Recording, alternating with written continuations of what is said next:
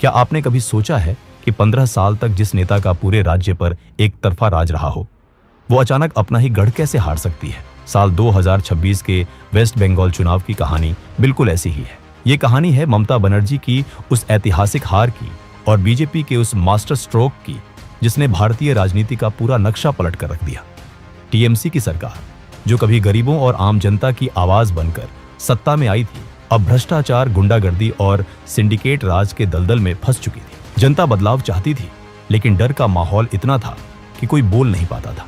इसी बीच बीजेपी ने बंगाल में जीत हासिल करने के लिए एकदम पक्की और जबरदस्त प्लानिंग की। उन्होंने सिर्फ रैलियों में भाषण नहीं दिए, बल्कि आरएसएस के साथ मिलकर मजबूत प्लानिंग तैयार किया और युवाओं को तरक्की वाले बंगाल का सपना दिखाया। बात तब और बिगड़ गई जब सुप्रीम कोर्ट और इलेक्शन कमीशन को खुद दखल देना पड़ा। फर्जी वोट रोकने के लिए वोटर लिस्ट से 90 लाख नाम काटे गए और पूरे राज्य में बहुत भारी संख्या में पुलिस तैनात कर दी गई। ये कहानी उसी महाचुनाव की है जब 4 मई 2026 को नतीजे आए और पिछले 15 सालों से लगातार राज कर रही सरकार बुरी तरह से गिर गई। आइए जानते हैं कि बंगाल के इस चुनाव में इतना बड़ा बदलाव कैसे हुआ और सरकार कैसे पलट गई।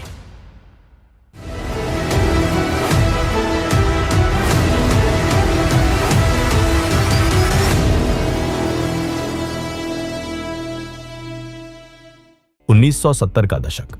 कोलकाता की सड़कें और कॉलेज कैंपस किसी युद्ध के मैदान से कम नहीं थे। लेफ्टिस्ट थिंकिंग और स्टूडेंट पॉलिटिक्स का कॉकटेल हर युवा के दिमाग पर हावी था। इसी माहौल के बीच जोगमाया देवी कॉलेज में एक युवा लड़की ने कदम रखा। उस लड़की के पास ना तो कोई बड़ा राजनीतिक बैकग्राउंड था और ना ही किसी बड़े नेता का हाथ। उसके पास सिर्फ एक चीज थी, सिस्टम से लड़ने की एक जिद। उसने इंडियन नेशनल कांग्रेस के स्टूडेंट विंग, स्टूडेंट काउंसिल की कमान संभाली और देखते ही देखते कम्युनिस्ट बैक्ड स्टूडेंट ऑर्गेनाइजेशंस को घुटनों पर ला दिया। ये लड़की कम्युनिस्टों का गुरूर तोड़ देगी। इसमें वो आग है जो एक दिन पूरे बंगाल की राजनीति को जलाकर राख कर देगी। ये शब्द उस वक्त के कई राजनीतिक पंडितों के थे, लेकिन असली खेल तो 1984 में शुरू हुआ। देश इंदिरा गांधी की हत्या के सदमे से गुजर रहा था। इसी जज्बाती माहौल में कांग्रेस ने 29 साल की इस युवा लड़की को जादवपुर लोकसभा सीट से मैदान में उतार दिया। सामने थे सीपीएम के कद्दावर नेता सोमनाथ चटर्जी, जिनकी जड़ें बंगाल की राजनीति में एक बरगद के पेड़ जैसी गहरी थी। सोमनाथ दा को हराना उस वक्त ऐसा था मानो किसी पहाड़ को हाथों से खिसकाना। लेकिन जब नतीजे आए तो पूरा नेशनल मीडिया सन्न रह गया। उस युवा लड़की ने 3,31,618 वोट पाकर सोमनाथ चटर्जी को हरा दिया था। वो लड़की और कोई नहीं, ममता बनर्जी थी। इस जीत ने ममता बनर्जी को राजनीति के नेशनल मैप पर रातों रात सुपरस्टार बना दिया। इसके बाद वो कई बार मंत्री बनी, रेलवे से लेकर कोयला मंत्रालय तक संभाला। लेकिन दिल्ली की सत्ता के आलीशान बंगले कभी उनका अंतिम लक्ष्य नहीं थे। उनका दिमाग तो सिर्फ एक बात पर अटका था, बंगाल से लेफ्ट फ्रंट के 34 साल पुराने किले को उखाड़ फेंकना। 1990 का वो काला दिन, कोलकाता के हाजरा क्रॉसिंग पर ममता बनर्जी पर सीपीएम के काडर ने जानलेवा हमला किया। उनके सिर पर बुरी तरह वार किया गया। खून से लथपथ ममता की उस तस्वीर ने पूरे बंगाल के सबाल्टर्न वोटर के दिल में एक गहरी छाप छोड़ी। हम ईंट का जवाब पत्थर से देंगे। बंगाल की जनता हमारे साथ है और हम ये साबित करके रहेंगे कि हम डरने वाले नहीं हैं। अस्पताल के बेड से बोला गया उनका हर एक शब्द बंगाल के गरीबों के लिए एक नया इनकलाब बन गया। ममता समझ चुकी थी कि कांग्रेस की दिल्ली वाली लीडरशिप लेफ्ट के सामने बहुत सॉफ्ट है। इसलिए 1998 में उन्होंने एक बहुत बड़ा रिस्क लिया और अपनी खुद की पार्टी बनाई, all India Trinamool Congress, TMC.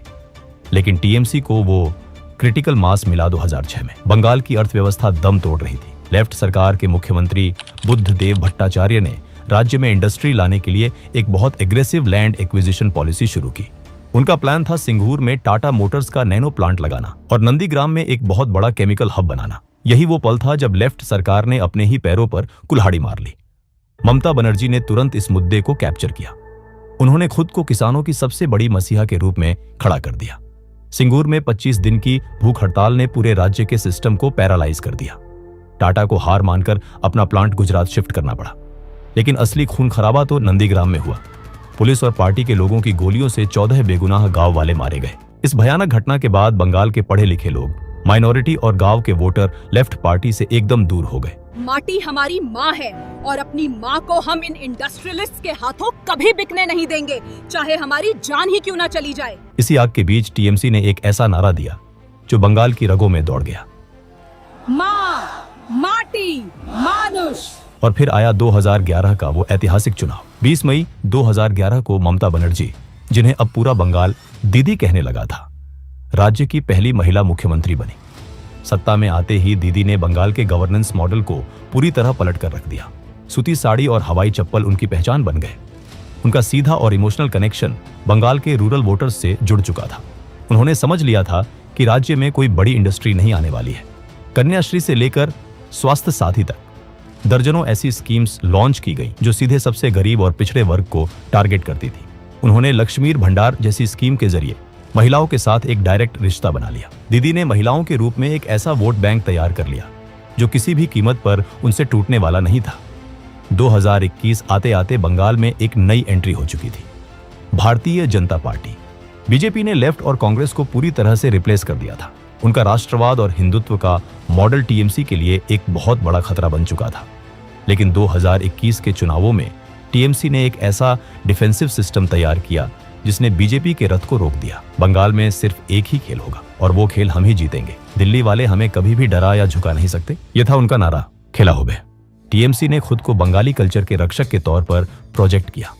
भले ही ममता बनर्जी खुद नंदीग्राम से चुनाव हार गई, लेकिन उनकी पार्टी ने बहुत बड़ी जीत दर्ज की।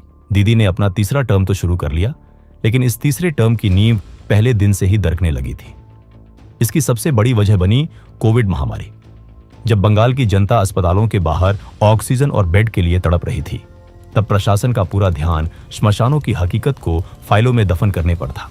सरकार पर गंभीर आरोप लगे कि वो अपनी पॉलिटिकल इमेज बचाने के लिए जानबूझकर कोरोना से होने वाली मौतों के असली आंकड़े छिपा रही है। अस्पतालों की खौफनाक सच्चाई दुनिया के सामने न आए, इसके लिए मरीजों और डॉक्टरों के मोबाइल फोन इस्तेमाल करने पर भी बैन लगा दिया गया। विपक्षी दल, एक्टिविस्ट या कोई भी आम नागरिक जिसने सरकार से सवाल पूछने की हिम्मत की, उसे पुलिस की लाठियों और फर्जी मुकदमों का सामना करना पड़ा।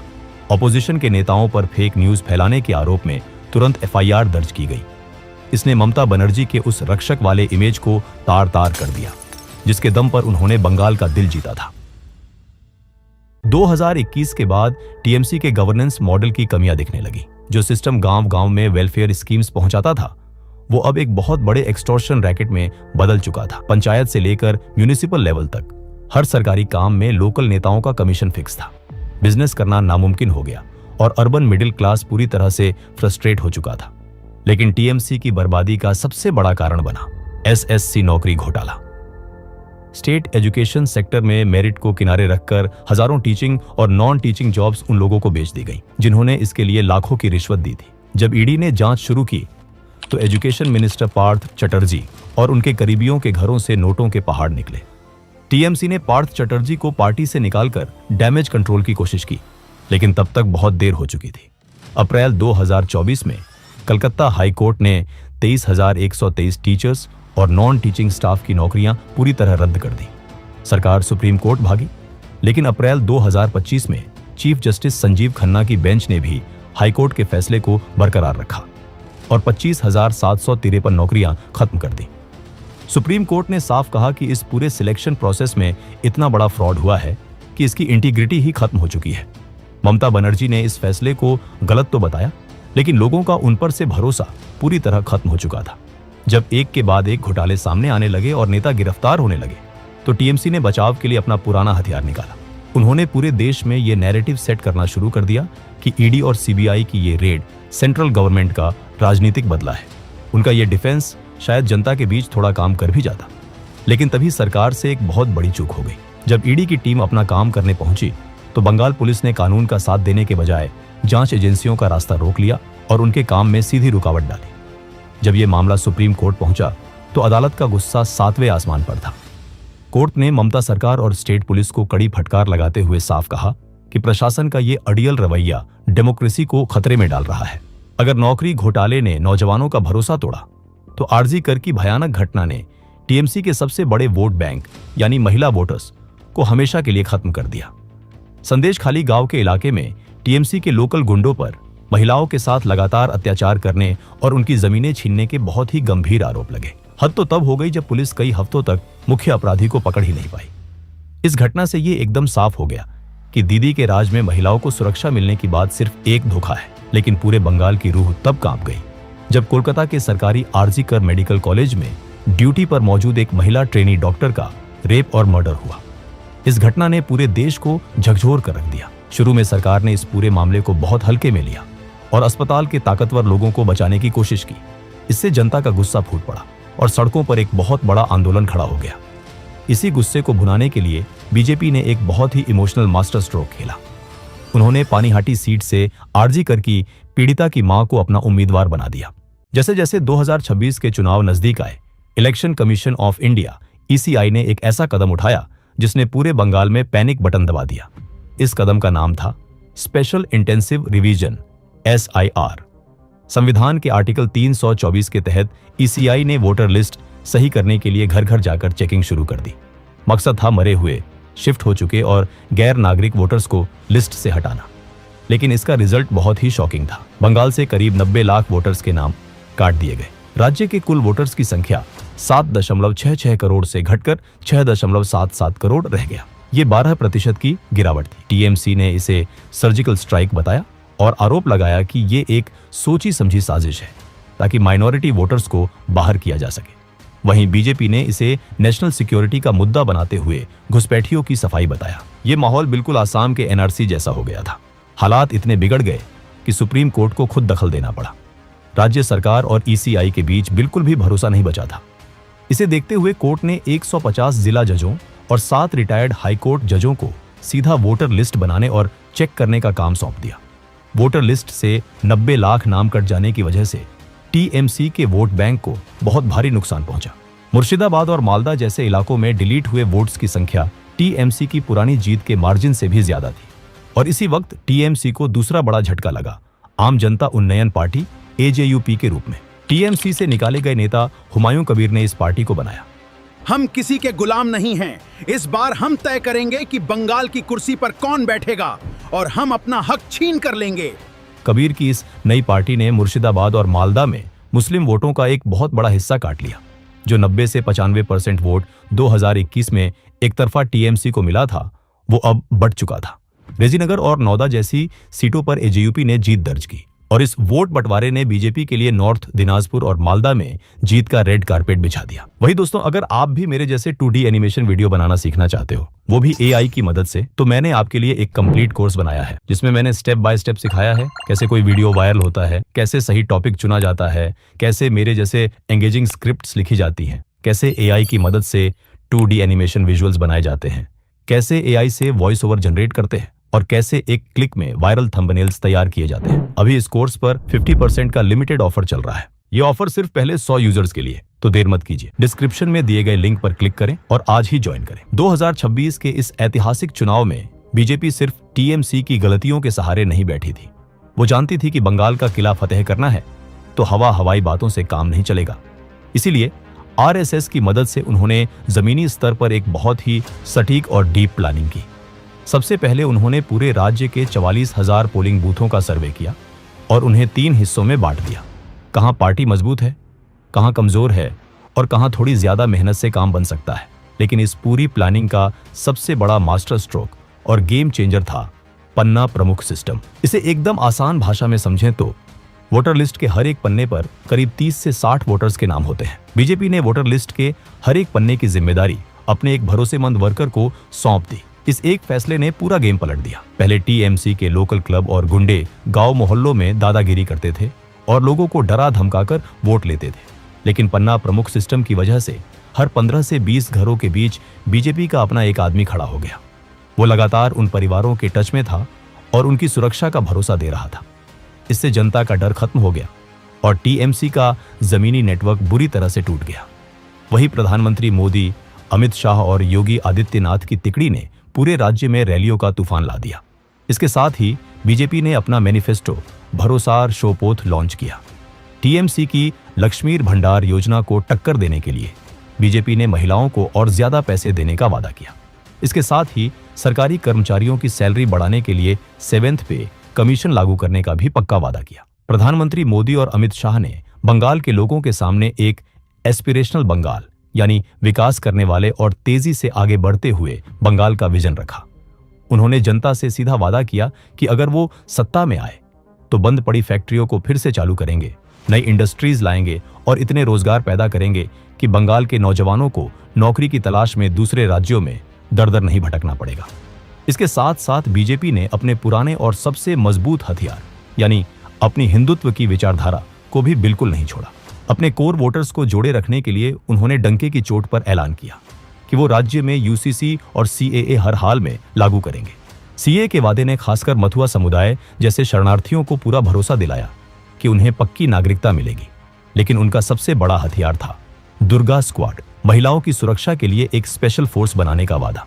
23 और 29 अप्रैल 2026 इलेक्शन कमीशन ने बंगाल को एक किले में तब्दील कर दिया था। 2.4 लाख सीआरपीएफ के जवान चप्पे चप्पे पर तैनात थे।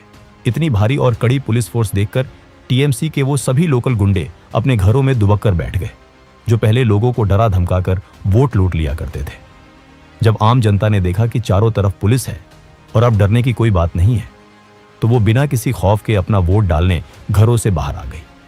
इसी निडर माहौल का नतीजा ये हुआ कि राज्य में 92.47% वोटिंग हुई। भारत के आजाद होने के बाद से आज तक बंगाल में कभी इतने ज्यादा लोगों ने एक साथ वोट नहीं डाला था। 4 मई 2026 को जब वोटों की गिनती शुरू हुई तो नतीजे देखकर पूरे देश में हड़कंप मच गया।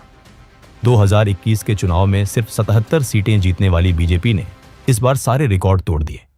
उन्होंने 45.84% वोट हासिल किए और 206 सीटों के भारी बहुमत के साथ सत्ता पर कब्जा कर लिया। वहीं दूसरी तरफ पिछले 15 सालों से लगातार बंगाल पर राज करने वाली टीएमसी बुरी तरह हार गई और सिर्फ 81 सीटों पर सिमट कर रह गई। टीएमसी के लिए सबसे बड़ा झटका यह था कि शहरों और उसके आसपास के वो इलाके जिन्हें हमेशा से टीएमसी का सबसे मजबूत इलाका माना जाता था, वहां भी जनता ने उन्हें नकार दिया। इन इलाकों में भारी संख्या में बीजेपी ने जीत दर्ज की और इस तरह बंगाल में 15 साल पुरानी सरकार का पूरी तरह से अंत हो गया। लेकिन इस चुनाव का सबसे बड़ा क्लाइमेक्स अभी बाकी था। भवानीपुर सीट, जहां से ममता बनर्जी पिछले चुनाव में 59,000 वोटों से जीती थी, वहां उन्हें एक बहुत ही अपमानजनक हार का सामना करना पड़ा। उनके पुराने साथी शुभेंदु अधिकारी ने नंदीग्राम के बाद अब उन्हें उनके ही इलाके भवानीपुर में भी 15,105 वोटों से हरा दिया। टीएमसी सरकार के ज्यादातर बड़े मंत्री ये चुनाव हार गए थे। ममता बनर्जी ने अपनी हार के बाद आरोप लगाया कि ईवीएम को हैक किया गया है और इलेक्शन कमीशन ने उनके खिलाफ साजिश रची है। उन्होंने तुरंत मुख्यमंत्री पद से इस्तीफा देने से साफ इनकार कर दिया। लेकिन सच्चाई सबको साफ दिख रही थी कि वो बुरी तरह हार चुकी है। 2026 के इन चुनावों में केरल में कांग्रेस ने लेफ्ट पार्टियों का सुपड़ा साफ कर दिया था और तमिलनाडु में एक्टर विजय की पार्टी ने वहां की पुरानी राजनीति की जड़ें हिला दी थी। लेकिन इन सब के बावजूद बंगाल में बीजेपी की ये भारी जीत 2026 की सबसे बड़ी और ऐतिहासिक राजनीतिक कामयाबी थी। 2026 के इन चुनाव नतीजों में सिर्फ सरकार नहीं बदली थी, बल्कि ये उस सरकार का अंत था जो आम और गरीब लोगों की आवाज बनकर आई थी। बाद में गुंडागर्दी और भ्रष्टाचार के दलदल में फंस गई। जिन युवाओं और महिलाओं के भरोसे टीएमसी गद्दी पर बैठी थी, उन्हीं लोगों ने उसे सत्ता से बाहर कर दिया। दूसरी तरफ बीजेपी की पन्ना प्रमुख वाली शानदार प्लानिंग और महिलाओं के लिए बनाए गए दुर्गा स्क्वाड ने ऐसा जाल बिछाया जिसे ममता बनर्जी कभी काट नहीं सकी।